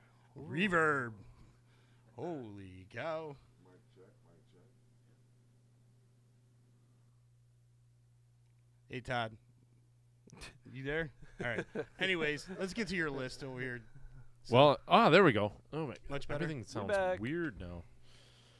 Okay, so we've got the list of 10 teams that, according to this article. There we are. I had to put us back on camera. Oh, okay. No, you don't. Well, yeah, no, there's always a delay on Facebook. I look terrible. So it just sounds so weird. I got a wicked echo in my ear now. But so 10 teams, according to this article by Yardbarker, that need to ace the NFL draft. Some teams I agree with, some teams I don't, and I can definitely think of 3 teams that should be on this list. Yeah. And a couple that I don't even know why the fuck they're here. 100%. So, I guess we'll go through this. So they've got the Miami Dolphins. Need to rebuild. I agree. They lost 3 hardcore players. They need to ace their draft. Dude, everybody's been jumping. Who are the ship. 3? Landry, Sue, and what's his name? Pouncey. Yeah, Pouncey at center. Yeah. So they've only got $8 million cap space left. And let's also remember they have a hold to plug at running back too. with Ajay. Yeah. So you're right. that's not going to be easy. So, I mean, there's a lot of holes on that roster. So I would agree. Miami needs to do something. They've got an ace. They don't. They don't have a lot of cash. He's not the guy. Yeah, but he's got a huge contract, so they're locked into him. He's the guy. Yeah. They're locked in. 4 years, 96 million. You got to be locked into that guy. He's your guy. So unfortunately, Penta, is your mic on? I heard you say something, but I wasn't sure if I got it. What? Yeah. Okay. Yeah. Never mind. It's just really weird. Then we got the Dallas Cowboys. I agree with this one also. It's the only way for them to get better. Yeah, they don't have enough cap space. Only $5 million left. They don't need to get better. I agree with you there. I love them down there. Yeah. So I'm good. Yeah, but I mean, with what that they don't have very many holes to fill. I don't feel, but they just got Hearns. I was surprised Hearns went there. I was too. I think they need to fill the head coaching. Yeah, that's where they need to go. I mean, I'm thinking this is Garrett's last year. Unless I mean, it's either going to be. I really think if they don't win the division title, which I don't think they have a fucking prayer in hell of winning. Yep. I think that Garrett's out. I think Garrett should be out. It should be his last month. Yeah. I think he should have been out years ago. Yeah. Agreed. But he's a puppet. He's a puppet. That's exactly it. And that's what he likes. And that's what he liked. If you have a puppet, you stay for as long as you Jerry want. Jones liked him as a little puppet. So that's, what are you going to do? It's Marvin Lewis. He's a puppet too. True. So Cowboys, yes, definitely need to rebuild. This is the start of the rebuild. I think the whole point of this list is need to ace, and it's just like that. Those are really strong words. It's like they've got to nail every pick and get every count every penny and so. But I think it also discusses the teams that I think it's making reference to the teams that genuinely need to start thinking like, oh shit, Des Bryant's not our future. Right. You know what I mean? Right. Like that type of shit. But Des Bryant definitely needs to go. I think he's gone. And I think And I tell all the Dallas fans that he wasn't the best wide receiver on the team last year. It's true. No, he wasn't. No, right. I agree. No, I think Beasley did way better than he did. Yes. And then going out and getting what's his name, Hearns, shows you that they're looking to go a different direction. Exactly. Yep. And I think Des is out. I think he's gonna give him. If you get rid of him now, you get some cap space, which they desperately need. I think he was getting shut down one-on-one coverage more than he usually do last year. Yeah. I never thought he was that great. Like he was good, all right. But he wouldn't crack my first top 5 wide receivers in the league. No, he wasn't. Probably not even my top 10. Well, you can't say that to a Dallas fan. Oh no, you can't say anything to a Dallas fan. But I mean, you compare him to like Julio Jones. You compare him to Odell Beckham or Antonio Brown, any of these guys, Larry Fitzgerald. He doesn't even hold a. I would take Jeffrey. Alshon Jeffrey. I'll take Alfred Jeffrey over him. Yeah. I agree. You would say that because you was in Chicago. Yeah, but he's also been more productive. No, I didn't mean to say that on the mic. Right? He's also been more Brandon Marshall. I think Brandon Marshall has a way better upside still at this age than. But he have a headache. He's a headache too, as well. You could get in his head as well. True. So absolutely. There's a lot of wide receivers out there that demand a lot of respect and big contracts, but at the same time, they choke a lot. Yeah. Yeah, agreed. It's because we run out there and we give all these big contracts to guys, and that don't really deserve it. It's just that they got the bigger mouths. Yeah. You know, you look at again. I go back and say Larry Fitzgerald. You never see Larry Fitzgerald holding out. Mm-hmm. You know what I mean? You don't see. I mean, Antonio Brown threatened to do it. Julio Jones. You know, what I mean, these are guys I think are probably some of the best. Well, they love the game. True. And at the same time, they understand the reality of it is that letting people in, more people to build around you, to win games. See, some people don't look at that. They just look at it as far as dumb. It's me, me, me. We don't need nobody else. You pay me, we gonna win, and that's not the way it go. Just give me the damn ball. Agreed. Yeah. You need compliments around you. You need to have a as we talked in the past few weeks about Sammy Watkins. Yeah, maybe Sammy Watkins is I don't think Sammy Watkins is very good, but he commanded that presence of getting Robert Woods and Cooper Kupp open. Mm-hmm. You know what I'm saying? So I think that's one thing that a lot of people forget. I think that's one thing that Dez did for Cole Beasley. Mm. I think it pulled people and Bryce Butler. See, Bryce can't Butler's argue been that. very good too. I mean, but when Dez is thrown to, he's got to make those. Of catches. course, Yeah. of And course. you You're absolutely right. I'm not going to bat for him. He's a drop machine. We compliment. Yeah, each exactly. other. Yeah.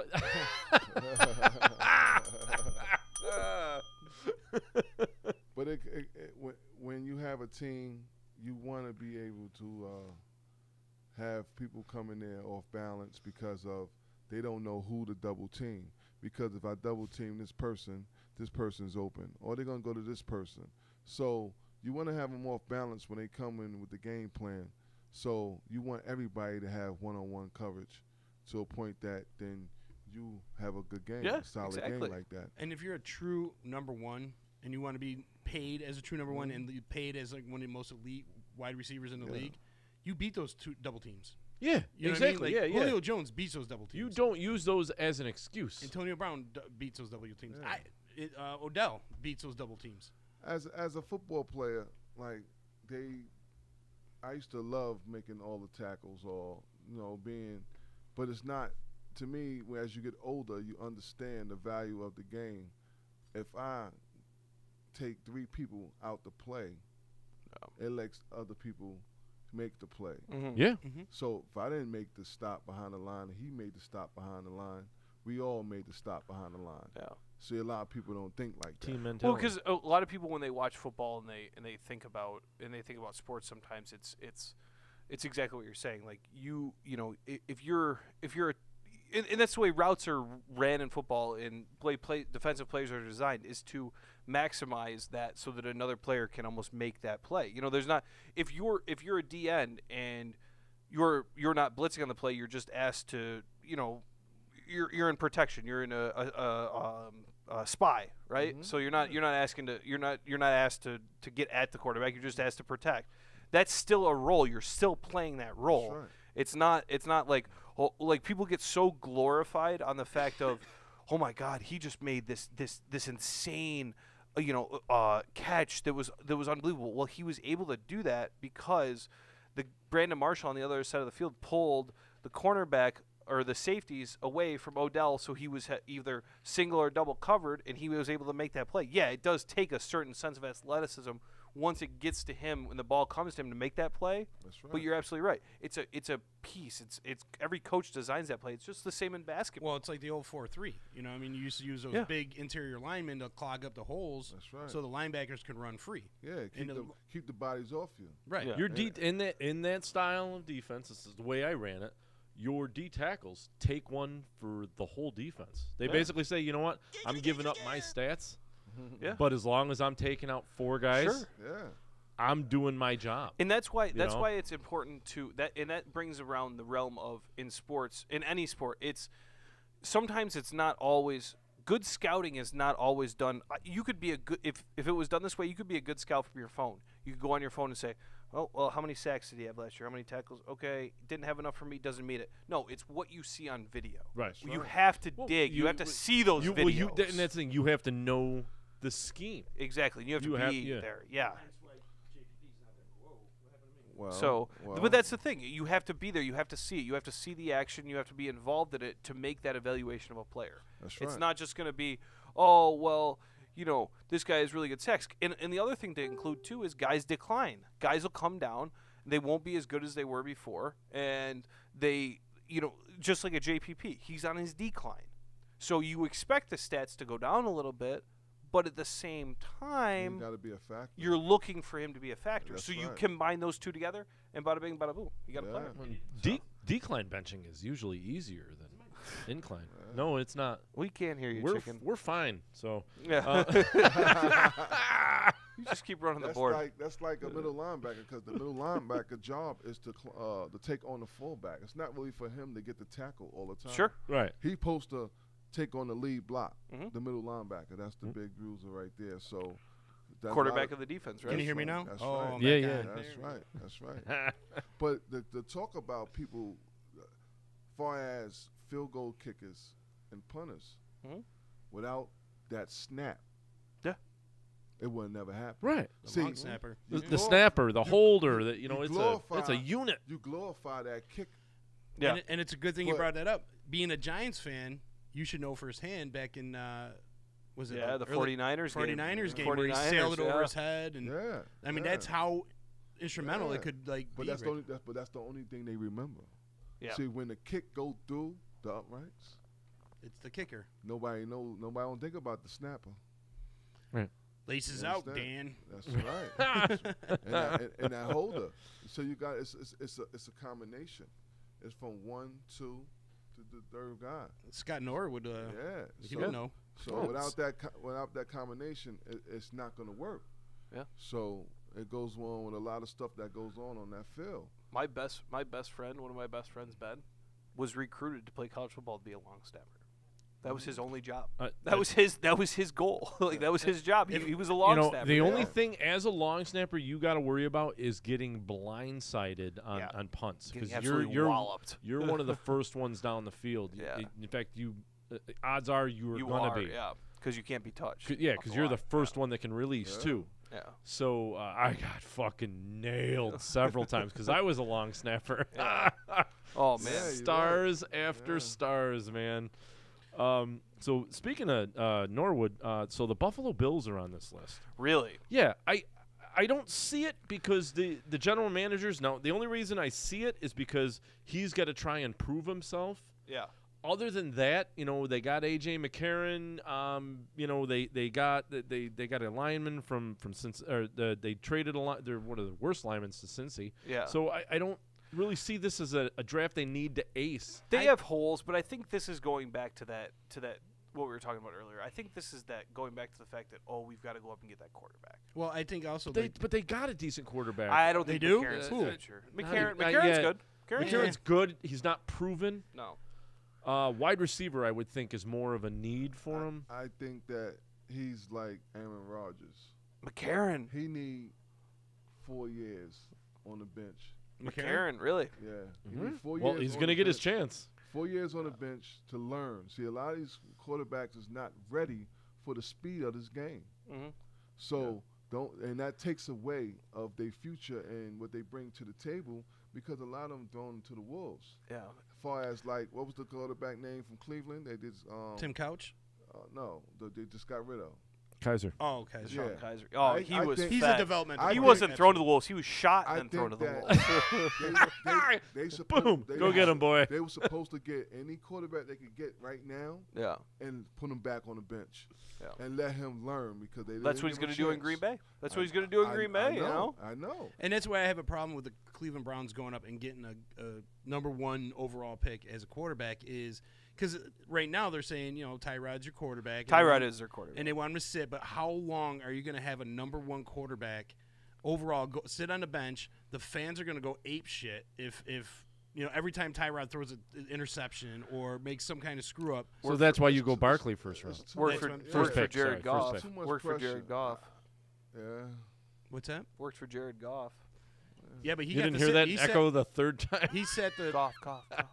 He set the first 8 games behind Case Keenum, and it became a distraction. Mm-hmm. It became a distraction that he. Cleveland don't need that. But that's what I'm saying. That's why I don't think they should take a number 1 pick at quarterback. I think Tyron Taylor should be the guy for the whole year. I think he's going to be fine. And next year, for him to bring back, he win like 7 games. And I think they should grab a quarterback 13 or better. Yeah. To a point that it won't be that pressure to get him in there. Exactly. A quarterback that was overlooked. And right. They grabbed him. Still good. Yes. It needs time to develop. That's right. That's right. And them the ones, though. Them the ones that make it happen. Yeah, absolutely. And that's why I think, the Bills actually have to nail this draft. Because they've made so many moves to move up the draft. And they got rid of Tyrod, and you know what I'm saying? Like they need to come away with a big win. They stuck their nose out, but they don't have to ace the 7th and 6th and 7th rounds. I think if you nail the first round pick, you're fine. I don't think they've got to have a fucking perfect draft. Gaffney checking in. He says Caleb's shown that chair some love. What were you doing to that chair, buddy? That's such a hard call out. Fuck you, Gaff. I looked down. I didn't know what he was talking about. Especially at opening day, you motherfucker. Like he was whispering to her. He's like, Yeah, Gaff, here I am, buddy. Fuck you. Like he was shot out of the closet. So who's next on this list? We got the Green with Buffalo. They're in middle of the tier, 15 million money. So they're not. They're 14th. It helps. They lost a little bit of cornerback and a little bit of the secondary, but I mean they might need a little bit of help. They don't need to ace it. Yeah, they don't need to ace it. Anyway, so next is Green Bay. No, they don't need they're to do anything. They're a little long in the tooth in age, but I don't think they need to ace it. No, I don't think so. That defense could stand to get a little bit better. The defense could get a little better. They can add some pieces for sure. Right. But to say that they need to ace it, no. They're pretty good right now. That kind of blew my mind. And then this next one's going to blow your fucking mind even more. Cleveland. Yeah. How do they need to ace it because with all the offseason moves, and they're still number one because you get the in number cap salary cap space? Because you got the number 1 and you got the number 4. Because that's the Browns, right? And you're number 1 and you get number 4, so you got 2 high-profile picks. I think as long as they get number 1, they can take a chance on or trade away number 4. Gaffney's saying the Gaffney's just riding me today. Oh, man. The chair next to Caleb, 4th overall to Cleveland. Fucking guy. Man. Brutal. Tough to find good help. We were talking earlier about Cleveland. I don't think they're that far off. I only think they're a few pieces away. I think they've made those adjustments where they just need to go out and get the best athletes. See, we right now they're young. They're young defensively. They're really fucking young. We could look at this all wrong too. They could be going defense. Cleveland. Yeah. Right. Yeah, but I don't think they need to, but that's a good thing because I looked at Cleveland and I respect them for what they call not firing their head coach. Dave's gonna get all upset. Well, I look at it because you got to say you got to say. I'm with a lot of people do that, and it's like you don't give them a chance. Because you keep on throwing these new coaches at these new players, they never going to grab the game and play for them. You understand? Right, because you keep a revolving door of coaches. You don't need that. So they gave him another shot, and I think that he deserved it because they wasn't. And they're giving the players to play with too. That's right. So this is shot right here this year. After this year, if he don't do what he's supposed to do, they don't get rid of him. Then that's all no. And that's why I think is why they need to ace the draft. Because if you got 2 high-profile picks in the number 1 and number 4 overall, you gotta hit the mark. Yeah. Because if not, you're done. You're out. Yeah. You know, like that's a huge boo-boo right there. So who's next on this? Seattle. Yes. This one I agree with. Yes. With how much they've lost this offseason. And they're older. They need an infusion of youth. They're on a decline. By the way, Dave says he infected us with his optimism. Yeah. Yeah. I disagree. I've had it. We're rooting for you, Dave. You disagree with the Seattle? No, I disagree with Dave. that he's infected it. I had it already. Oh, okay. I am a believer in Cleveland. Seattle definitely needs to. They need to revamp that defense. Yep. That defense is taking the defense. I think they need more help on offense. The O-line. Overall. Him running for his fucking life every fucking play is not going to cut it. Is not conducive to his career. That's why he's trying to go play baseball. Jesus Christ! Please don't get me started. That's right. That's a sport all those pussies play. Don't get me fucking going on TV play football. You got to keep that money coming in with Sierra, I guess. So this one I agree with. Yeah, they need a lot of help. They need a lot of help in Seattle. So and I think it's going to start next offseason when Pete Carroll retires. So. You think he's going? Yeah, I think he's done. I almost thought he was done this year. Well, he said, Richard Sherman's message a couple weeks ago. He's just, just brushing it off. He's not letting it affect him. Yeah.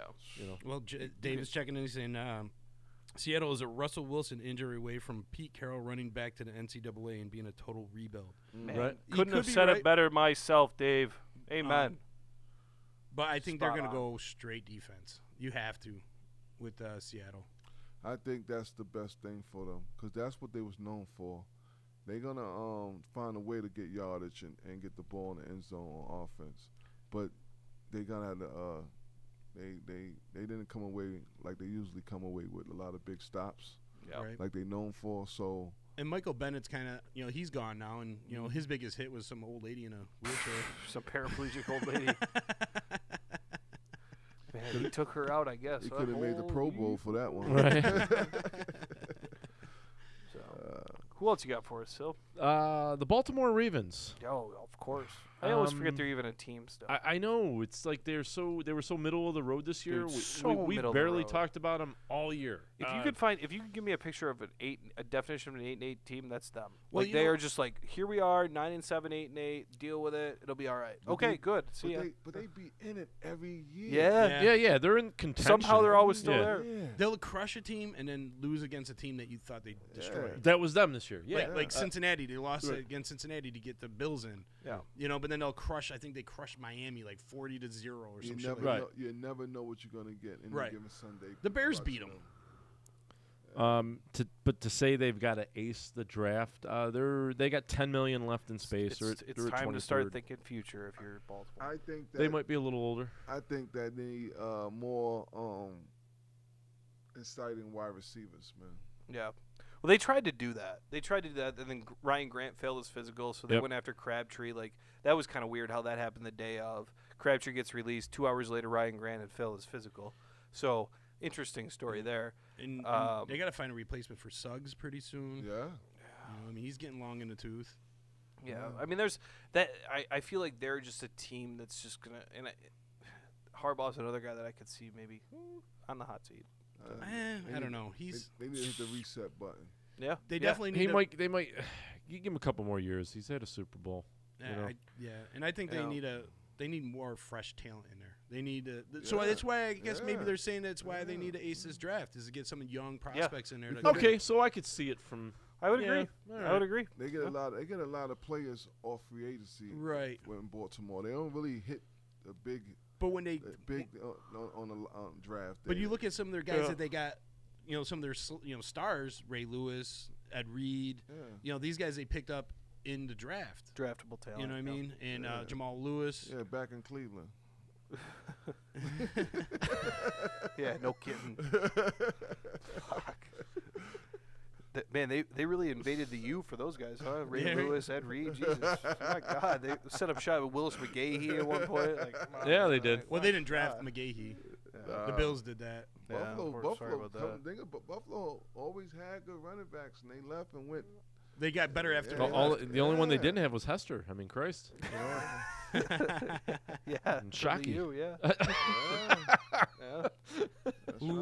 Who's next? We got San Fran with $46 million being number 3 on the fucking salary cap definitely list. A big draft for them. They don't need to ace it. No, this one, they can do a lot more damage in free agency with money like that than they can do in the draft. So I don't agree with this one. You know what? I kind of do because they got the needs in free agency, but they still have no talent at like wide receiver. I think they need. Don't mean to cut you off. I really think they need for a quarterback like that a nice fresh tight end. Yeah. Giggity. That could sit around for the next. Giggity go. Be with them for the next 10 years. I'm telling you, they need the big thing nowadays is the tight end. Mm-hmm. That's a good idea, Dr. Faggot. Oh. That's why I was surprised. You gotta make those a little. We gotta figure out how to get those louder. That's why I was surprised. I was surprised that the 49ers didn't go after a guy like Trey Burton.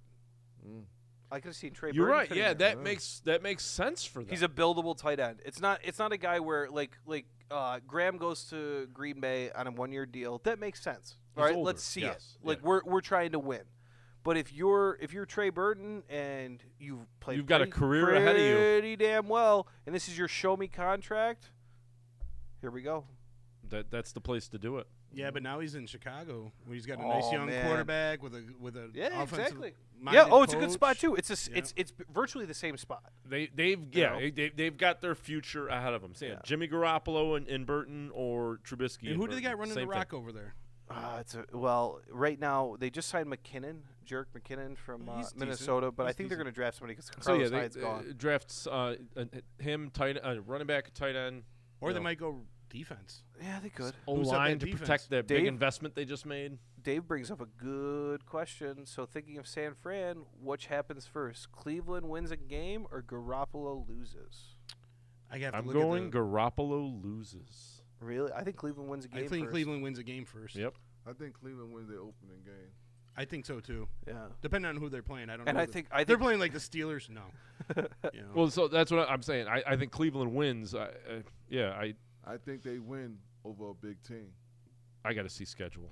Garoppolo, it doesn't come out till April. Like Garoppolo, right. like now. Fuck. Dave will talk about that when the fucking schedule comes out. Yeah. Garoppolo, they're gonna have tape on him now. You know what I mean? Right, teams are gonna have a little tape on him. He only played 7 games total his whole career. Right. Well, if you think about it, they have tape on my chair too. Now that Gaffney's pointed it out. Yeah, some porno tape over here. But you know what I mean. So teams are gonna be able to scheme against him.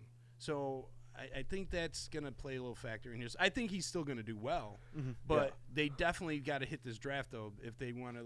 They need better defensive players, and maybe re-signing Reed is a start. Sure. Well, I think as much as they scored offensively last year, they let up a lot. Let's not forget about Reuben Foster. Screw you, Bonham. Bonham saying Cleveland wins over the Bears. They ain't playing. Let's go, baby. That's right. 20-6, sir. 20-6. This back in December. They'll beat the Dolphins. Landry will school them. Bears made them 0-15. So go Miami. It still bothers me that I just don't understand why did New England give him up anyway, because that was supposed to be the future. Yeah, I know. Garoppolo? Yeah. Well, rumor has it that Brady was crying that he wanted to stay longer and he was worried that Garoppolo was about to take a spot. Yeah. Oh please, tell him to drink 3 more bottles of water a day. now he's got Brian Hoyer down his throat. Soon to be Johnny. Soon to be Johnny football, baby. Look out. Here he comes. Speaking of the Patriots, they're on this list. Yeah, because they did nothing in free agency. Right. Yeah. I think that list speaks a lot to free agency. They do need to get younger. They do. They do. The Patriots, if you look at their roster, they always have a need, but the need becomes filled by some fucking no-name or some veteran, fucking or Chris Long or Adrian Claiborne, veteran. Brian Cox. And, it goes back to coaching. Coaching. Rodney Harrison, Junior Seau. I mean, these guys all. We could go on and on. And that's why I'm thinking Adrian Peterson. I'm thinking Adrian Peterson. Once they get closer to the season, I think they're going to pick up AP. Yeah. And see what he's got left in the tank. That's the only team I think will give him a shot. They've only got $8 million in cap money, so they do need to make a real big dent in the draft. Yeah, they do. Charles the Beast is checking. He said, "Hello, guys. How are you? We're good, man. It was good. Little technical difficulties earlier, but we're good." Yeah, that sucked. And damn it, Gene says, "Great show, guys. Thanks, man." Well, we try, do what we can. Last on the list is, and I agree with this one, Detroit Lions. Yeah, I just feel like the Lions always need to get better, though. You know what I mean? Yeah, but they always have a really good team on paper. They're like they remind me of the Rams. The Rams, every year you're like, oh wow, the Rams got a great team on paper, and they never really live up to it. And I think the Detroit Lions are that team as well. I think that Stafford's never going to win a Super Bowl. I agree. I'd agree. I actually think it's just something about him. Like I don't agree with the money he gets and stuff like it's. I think he get all that money because they don't have nobody else to pay. They haven't had a 100-yard rusher since 2013. That's why they don't have nobody else to pay. That's why they giving it to him. It's fucking gross. Bandage saying that always a great O and D line in New England. You've got to respect that, and that could play a huge part in why they could just plug anybody into a running back situation. And what he's saying, they got Danny Shelton from Cleveland. They just get that much better. Now they did lose Patricia, so and Patricia's in Detroit, but next guy up, baby. Next guy up. Does who do they fill in there? I believe it's the system, so I don't think they're going to miss a fucking beat. I really don't. But the thing is too, their linebacker coach interviewed for the Arizona job. He was heavily touted as a couple jobs for head coaching jobs. So he fills in there. He's there for 2 years and see ya. Right. You know, I mean, it's if it's not clear to everyone now, then you need to figure yourself out. But Josh McDaniels is the next coach in New England. Yeah. He's not going anywhere. All Yeah. right. He gave up another head coaching gig to stay there. You'll get more of a non-argument. He gets it. From Yeah. him. He gets it. He gets it. He understands it. That's why he stayed. He didn't want to move his family again, and he's never going to have to probably move him again. So, you know, whoever the D coordinator is, you're basically auditioning for the next NFL head coaching vacancy. I'm surprised they didn't have the Colts on there. See, okay, so now my list of teams I felt should have been on here. Indy was number 1. Yeah, absolutely. They definitely need a lot of help. Dude, a lot of help. They were 4-12 last year, 30th in offense and points, 31st in yards per game, 30th in defense and points allowed, and 30th in yards allowed. They've got $59 million in free agent. They need to bring in some youth and kill it in fucking free agency. They need both. And that's why they moved back, I think, with the Jets. That's why it made sense. I didn't know they were still in the NFL. You thought they were back in Baltimore.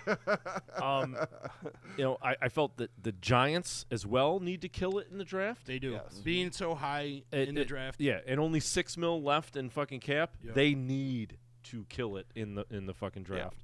And the Bengals. You had to look at me. So, they need, let you know I know you're here. I know. Dude, the fucking Bengals. The Bengals just need help all around. They're old. It's a stagnant franchise. Yes. It's just stagnant. There's no going up. They There's need no a going youth down. infusion.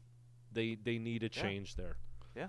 Some teams got to start letting people go. Like, all right, you had your run. It's not working. You really have to start. Penta's absolutely right. You really have to start bearing down and making that decision. On some players, and I think that's what we saw the Giants do with JPP. I hate to keep going back to that, but I think that's what really that decision says to me is you really have to get nitty gritty with some of these players and say, does he fit? Does it make sense? What's he going to be in a year? What's he going to be in 2 years? And if it's not what you want, then hey, then you have to move on. And they just changed schemes too. So yeah, and they changed the way you could tackle. It was a lot of hand tackling, so he ain't got too many fingers. So they had to let him go. Yeah, you can't grab nobody. Yeah, but his hands are explosive. And on that note, I gotta he's a real firecracker. But nah, it's like moving forward. It's moving forward. Yeah. Because he played last year, but it's like the way he's not fitting a defense. And that comes with systems. That's why I knew Cromartie was gone. Because the way he was with the team last year, which was weird because he was always a locker room kind of guy. And then after last year, and that's why I think they lost the locker room. But two teams that I felt always did really well with that, like churning over talent, was New England, of course, always, and the Steelers. Yes. Although the Steelers haven't done it in a while, but they remember back in the day they'd have a great running back, which is Bam Morris or I forget who else they had at the time, and then those guys would leave and do nothing, and then they bring in the next guy or Greg Lloyd or Kevin Green. These guys kept looking. LaVon Kirkland, and there was always that next linebacker up that was a stud, and they just get rid of him and bring a new one in. Yeah. And they got him before they, when they still had value. And you don't want to see that when it's your team. You know what I mean? You want New England did it with Richard Seymour. They did it with McGinnis. Yeah, but there's finding value to a certain extent. Yeah, that's right. That's not on the scale. Yeah, there's certain value. It goes back to that whole analytics idea in sports nowadays. Is you have to find value in players that are devalued and stuff. It's very simple. Look at the numbers. Look at how they've declined. Look at what they've done. Then watch the tape. Go out and see it for yourself. Mm-hmm. You can't make a judgment of a guy. You can't pass judgment on an athlete's ability unless you've gone out and see them do it for yourself and understand what they're doing. That's the other big problem that people don't understand. You see a lot of people at different sporting events you go to, whether it's pro, semi-pro, minor leagues, big leagues, anything like that. Okay, you see people so quick to pass judgment. That guy sucks. Well, you're not looking into what he's just done. His body of work, you call it.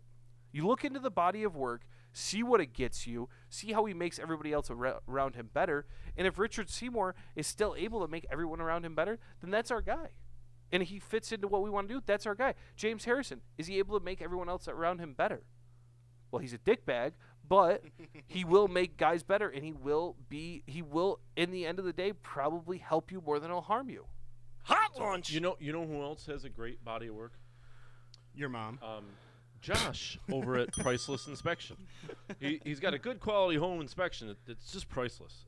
You can call Josh at 315-525-8725 for your next home inspection. In-depth and detailed reports through inspections and pays attention to details. Josh has been in the construction business his whole life and knows the importance of a quality home inspection. Call Josh before you put your home on the market, looking to buy a home, or if you just want to update your home. Josh can do it all for you. Call him today at 315-525-8725. Priceless Inspections. Hey, John. Sweet hat. But, yeah. Yeah, so a lot more action. I'm kind of curious what's going to happen now. Yeah, it's going to be interesting. You know what I'm a little interested to hear. So, like, Penta, give us your background. What's your football story, man? Oh, he can't play football. I want to hear this. I want to hear this. I'm interested to hear this. I mean, the guy looks like JPP. Let's talk about it. You need me to move while you bum rush him or what? I done played football for a long time. Yeah? Yeah. I done played damn near every position except for center. Really? That's a fact. Damn. You know, as the years go along, you pick up weight and you start changing. Yeah. And now they want me to play offensive line, and I'm protesting. Yeah, you should not. You are not an offensive lineman. Yeah, that's all right. But Sure. I come, football. I love the sport. I love the sport. Can't get enough, man. See, I would put you on the D line so you could jack off a guy right at the line. Well, they just changed my position from DN to defensive tackle. You're moving in. You're taking a step in, huh? Yeah, but it's all about sacrificing and making sure we win. That's my thing. Like you said about the stats, like you can't always look at a veteran's stats and compare what he's doing on the field, because you got to watch tape to know what he's doing on the field. Mm-hmm. Me, I'm just gonna as far as me playing defensive tackle, I look at it as me coming on the field, they're gonna look at me. They got to take care of me, but they're gonna overlook the other people that's gonna make the plays. Yeah. So I'm gonna take this lineman over this way, and I'm gonna make him better, because I'm gonna make sure he have a clear lane to do what he have to do. So it's all about when you're on the field as a veteran and you got young players, it's sacrifice. Sacrifice makes everybody else better. You got to cause that disruption. Yeah. The D. Yeah. Seriously, though, I mean, like, when you got a guy like your size, I mean, let's face it, a lot of these guys, they can't block a guy your size. No. They're not – the O-line, I don't think anybody on our O-line except for one guy was about your size on that entire O-line. So, I mean, like, you can just bull rush right through them every time. And so they're going to double team you. Yeah. So that leaves somebody else free. Yeah.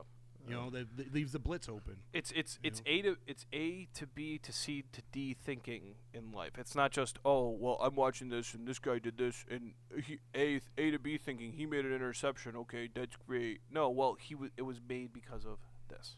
So when does the Yard Dog season start? Well, we have we start in May. Our first little preseason game in May, so it's like another 5 weeks. I don't know exactly the date off my head, I mean, I have so much other things going on, and I think they're a little upset with me right now because I ain't been showing up. Oh, but you'll show up. I'm gonna show up always. When the practice gets outside and the pads get on. The pants. What? My thing is that if I'm under contract and getting paid, I have no problem being there at 9, 10 at night. Sure. But if you're not paying me, then I gotta be working. Yeah, nobody's ever got you gotta paid provide for the family. Yeah, right. Yeah. So they understand. Like, that's my family, and I'm gonna be there for them. And I understand there's consequences when you don't show up, and I'm not upset about it, because one thing about it, I will be on that field, and only person gonna want me off is me when I get tired. And chances are, like, most of the people there, like, that matter probably didn't show for practice anyway. Yeah. But it's just. Well, it's just finding the right thing that works for your whole team. It's just a team thing, Well, and that's the problem is with that, because nobody's getting paid and they just take it like they don't have to go to practice or they can't make it all the time because of work and things like that. That is the toughest thing. I mean, how many times we sit in practice and there's 13 guys. Yeah, but it's a lot it's of early yet. It is really early. Nowadays, it's funny because back then we couldn't really get the people to show up, but the linemen to be there. So we got the linemen playing running back, this and that. Nowadays, everybody's there except for linemen. I don't understand that. You know, so flag. It's just weird, and they doing a good job. I'm not gonna take nothing away from them. The Yard Dogs are doing a good job as far as representing Utica, New York, and Dave and all of them. Take my hat off to them. They doing a lot of stuff. We got Saturday. This Saturday we have season tickets sales and stuff in the mall. Oh, nice. Yeah, Sangertown Mall. Okay. Sangertown Mall. So good presence. They doing what they're supposed to do. Yeah. Which is good because should have been done a long time ago. Exactly. Yep. So I take my hat off to them, and I will be on the field for them, but. You know, like we said, it's early though. It's early. We're getting there. But you're not an O lineman, bro. Oh, no. You are not an O lineman. You got way too much speed and strength to be on the O line. Not that the O line isn't like what very important, but it is. Yeah. But like I told him, weren't we talking earlier about guys taking one for the team? Yeah, but I'm also all for utilizing guys. But if it doesn't fit, it doesn't fit. Where they can use I their agree. talents to the best of the team. My thing is that I will learn. He's not an O-lineman. I will learn it. If somebody go down, I'm the guy for that. Sure. But not me to be the first one to stand You there. like it when It's they go easy. down? It's game time. That's Shit. almost- you that's need almost me? taking I'll it- step up, coach. Yeah. That's almost taking it more for the team saying, "Yo, man, it's not me." It's like just starting out, Right. like they're like, "You're an O-lineman," like, "Ooh." Well, But yeah, no. In the heat of the moment, it's game time. Shit, we just lost a lineman. I'll step up, coach. But in the back of your head, this ain't fucking permanent. Yeah, it's like that's like I done like Steve Young done played quarterback all his life. He done gained 40 pounds. You call him for the team, you're gonna put him on the line. Yeah, exactly. Or you gonna put him get the ball back. Actually, in his hand. Steve Young was a running back at first. Yeah, but I didn't play running back. Or Jared Lorenzen. I Remember done Jared played Lorenzen? quarterback. Right. I done played tight end, wide receiver, all that. I've been there. So for me to be limited to the offensive line, I don't think it benefits the team. Absolutely not. you got good footwork, man. Especially Are you Utica born and bred, Penta? No. Especially with the I'm from Jersey. Jersey. You guys got a short quarterback too. You got a shorter quarterback. They just signed a guy. You know what? I just saw it. Somebody shared it out today. They signed some guy from somewhere, another quarterback. So That's great information. Keith is going to have. Keith's going to. There's some good investigative reporting there, Sil. Fuck, They signed a guy from somewhere. He's an all-star quarterback from some college, and he played in Arena League. Oh, That's all I got. Yeah, we got like 4 quarterbacks. The team, I'm very impressed. Yeah, good crop. Very impressed. Dave's checking. He said Utica Yard Dogs May 19th against the Charlotte Colonials. Yeah, that's right. A month and 3 weeks. Right. You've got a month and 3 weeks. Sure. Well, Penta, thanks for coming in and talking to us tonight, man. Yeah, man. Oh shit, Thanks it is for putting time. up with our crap. Yeah, sorry for the technical difficulties there, guys. We had a little bit of an issue there. Yeah. Not really sure what it was. Shitty commercial break. It was what it was. Yeah, still had this. I guess if you fist fuck me, we'll be even. Yeah. Wow. So I won't be around. So you for break that up. Amen. No, it's been fun. Like when the season gets going, you definitely got to check back in with us. I know some of your boys are supposed to come in last week, and they got scared and they didn't come in. So I won't mention any names. As for Jay, Keith.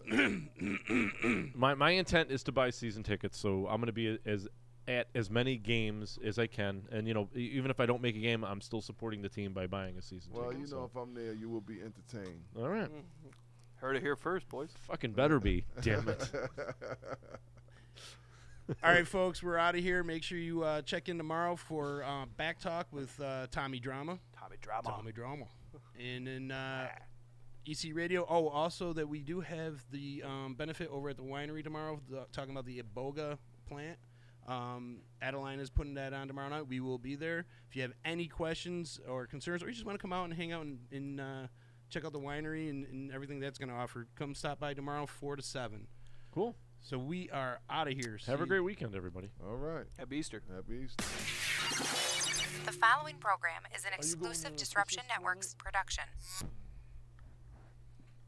Hey, it's Adeline Van Dyke from Coldwell Banker Faith Properties in Utica. I always get asked, why do I love real estate? It's very simple. I love my clients. I love every single thing about helping them find or sell their home. Making sure the home is solid and ready for sale or solid and ready for the buyer's inspection, to making sure that they're getting the best rate on their mortgage, making sure they're getting the best price on their house. You know, just everything involved in the sale is vital. My absolute favorite part of real estate is when a buyer walks into the house they're going to buy.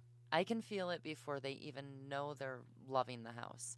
It's just that obvious. So I'd love to experience that feeling with you, so give me a call. Adeline Van Dyke, Coldwell Banker Faith Properties, 315-404-6431, or you can find me on Facebook or visit my website at centralnewyork.com/Adeline. Thank you, and I look forward to welcoming you home. When it's your hard-earned money on the line that you are investing into a home, it makes sense to choose a proven professional to assist you in making one of the biggest investments you may ever make. Josh's dedication of over 20 years to the home construction industry allows him to bring knowledge and experience to your doorstep. That means you can feel confident and comfortable with his service to you. Past clients love his attention to detail and thorough written reports. By allowing Priceless Inspections to help you make a well-informed decision concerning your property, you will find that a quality inspection is priceless. Follow Priceless Inspections on Facebook or call 315-525-8725. Hi, this is attorney Nick Passalacqua.